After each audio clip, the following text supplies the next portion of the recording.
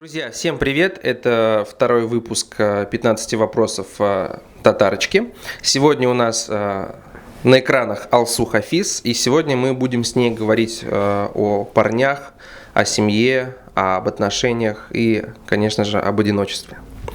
Итак. Можно на тебя смотреть? Можно на меня смотреть. Вопрос первый. Вопрос, которым тебя достали твои родственники, Алсу. Когда замуж? Ну, родственники мне давно уже не задают таких вопросов, потому что я им сказала, что не надо мне задавать такие вопросы. Но, тем не менее, когда? Не знаю. Могу завтра. Хорошо, второй вопрос. А вот ты готова к тому, что ты уже никогда не выйдешь замуж? Да, конечно. То есть ты готова, ты как-то уже внутренне смирилась с этим? Нет, я не смирилась, но в этом нет ничего страшного.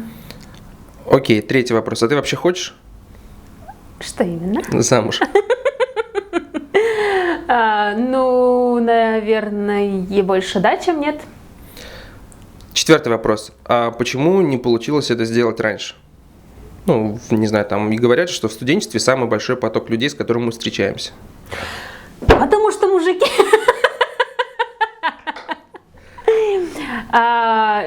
Не знаю. Потому что я не встретила свою родную душу. Пятый вопрос. А каким должен быть твой муж?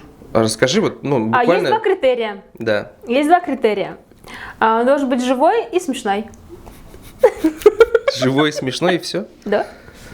То есть... Да, то есть да. Назови как-то пошире, хотя бы 5 качеств каких. Живой, то есть он должен дышать, у него должно биться сердце.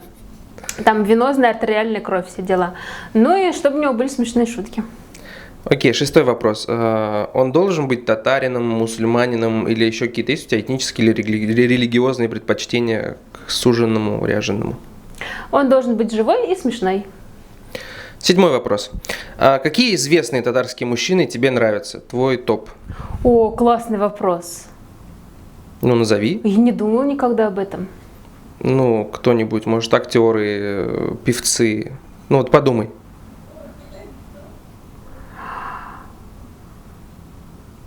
Искандер Хайруллин же любовь моя. Как я могла забыть? Искандер Хайруллин. Поясни нашим зрителям, кто это. Это актер Камалского театра. Ага, он на первом месте, видимо. А нету топа. И видишь, я никого не вспомнила. По-любому еще кто-нибудь есть. Не знаю, может быть, Элвин Грей, но он уже занят. Недавно стал занят. Восьмой вопрос. Что, по-твоему, самое сексуальное в татарских мужчинах? Чубить. Красиво подобранное чубить. То, как он ест чак-чак. Чтоб тут вот крошки вот так. Нам зрители будут писать, а можно серьезнее относиться к нашим вопросам? Нет, серьезно. Слушай, не было такого правила серьезно относиться к вопросу. Какие вопросы, такие ответы. Хорошо. Я понял, ты как Ургант на всех интервью. Да? Он такой? Да, он тоже все время отшучивается. Живой и смешной? Хорошо, девятый вопрос. Ты готова на отношения без замужества? Например, у тебя появился молодой человек, он говорит, давай просто жить вместе. Без... А в моей квартире или в его? Просто сказал. Нет, подожди. В чьей квартире мы будем жить? Просто это был следующий вопрос, то есть, допустим, да, в его. Просто без брака. Ты готова? Нет. Окей.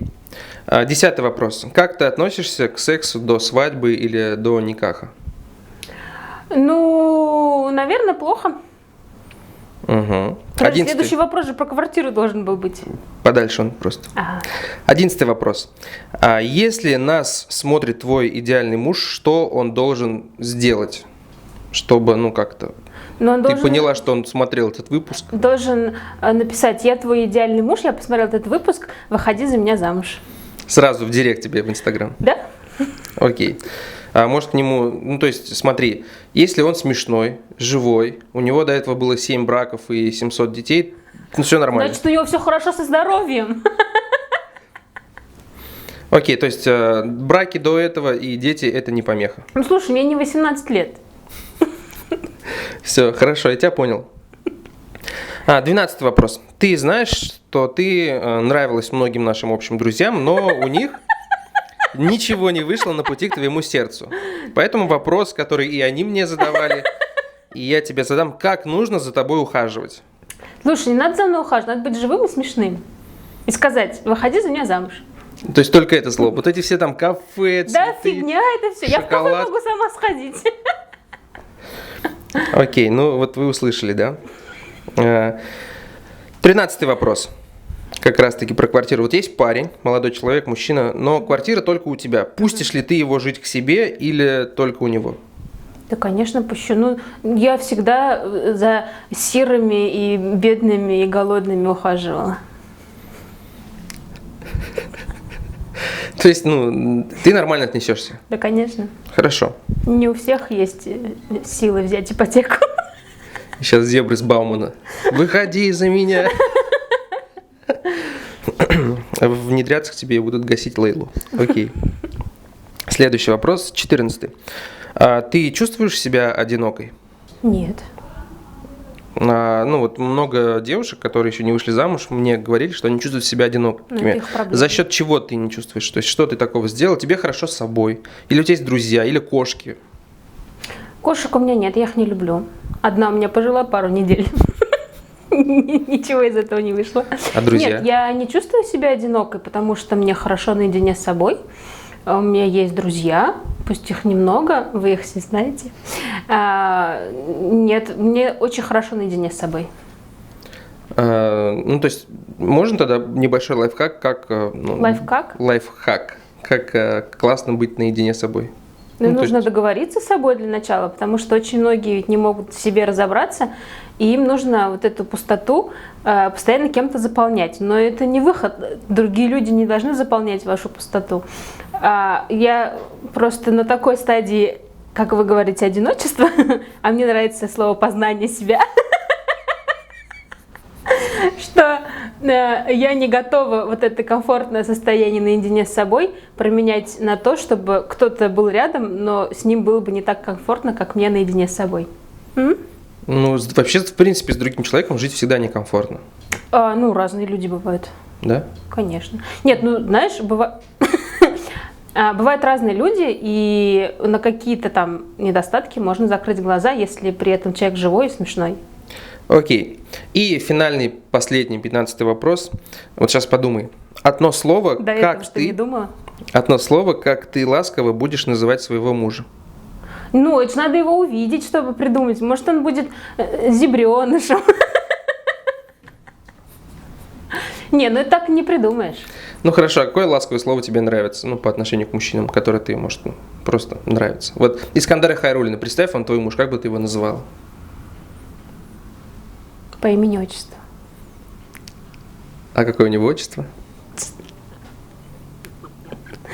Подожди, я же знаю, Искандер Ильдарович.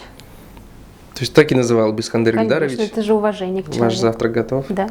Искандер Ильдарович. Не факт, что на «вы», но... Окей.